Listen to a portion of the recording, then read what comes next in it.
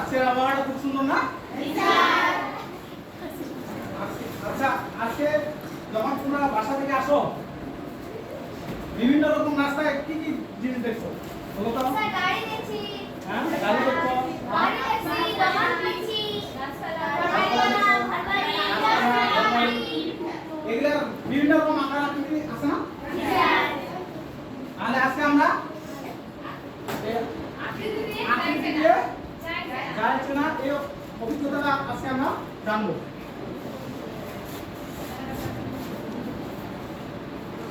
তাহলে প্রথমে আমরা কি করব,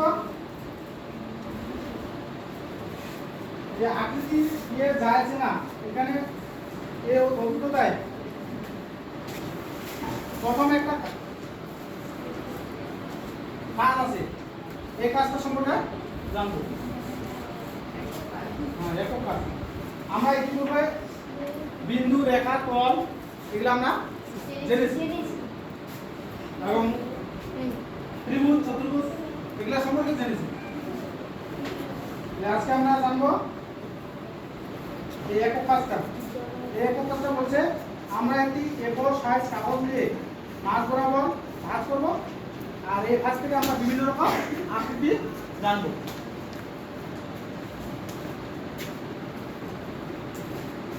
মনে করো এই যে এ4 একটা কাগজ, এ4 সাইজের, এটাকে যদি আমরা মিডিলে ভাঁজ করি তাহলে দুইটা অংশ পাওয়া যাবে। পাওয়া যাবে না? দুইটা অংশ পাওয়া যাবে। মনে করো এই যে এটা এ4 সাইজের কাগজ, দেখতে পাচ্ছ? এই এ4 সাইজের কাগজটা আমরা যদি এক ভাঁজ করি তাহলে কয়টা অংশ পাওয়া যাচ্ছে? দুইটা অংশ পাওয়া যাচ্ছে। এই দুইটা অংশকে, প্রতিটা অংশকে কি আকার দেখা যায়? প্রতিটা অংশ আয়তাকার দেখা যায় না? তাহলে আয়তাকারটা কি একটা? চতুর্ভুজ। চতুর্ভুজ।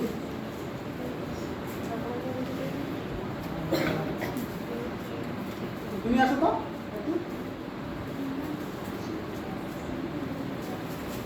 এটা চতুর্ভুজ আঁকো।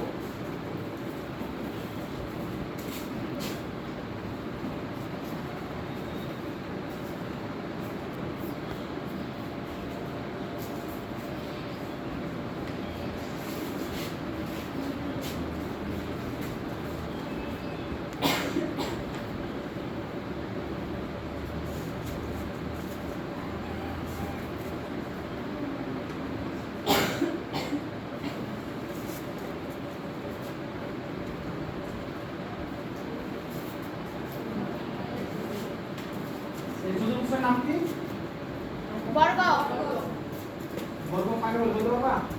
চতুর্ভুজের চারটি বাহু সমান থাকে। এবং কোণগুলো সমকোণ, এটাকে বর্গ। ধন্যবাদ, যাও। তাহলে প্রথমে আমরা পাইলাম আয়তাকৃতি, প্রথম পাশে নাকি? এবার এটাকে যদি আবার ভাগ করি, এখন কয়টা ঘর পাবো? চারটা ঘর পাবো না? চারটা ঘর পাইলাম। এই প্রতিটা ঘরকে কি বলা যায়? প্রতিটা ঘরে এই যে মিডিলে চারপাশে চারটা কোণ কোণ হয়েছে, হ্যাঁ? এই কোণগুলো কোন ধরনের কোণ? সমকোণ। আর সমকোণ কাকে বলে বলতে পারবে? বলো তো একদম, কি বলো? 90 ডিগ্রি সমান কোণকে সমকোণ বলে।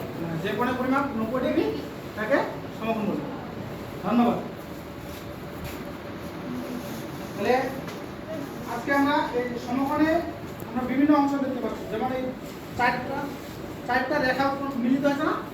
এই প্রতিটা রেখা কি বলা যায়? লম্ব বলা যায় না? লম্ব।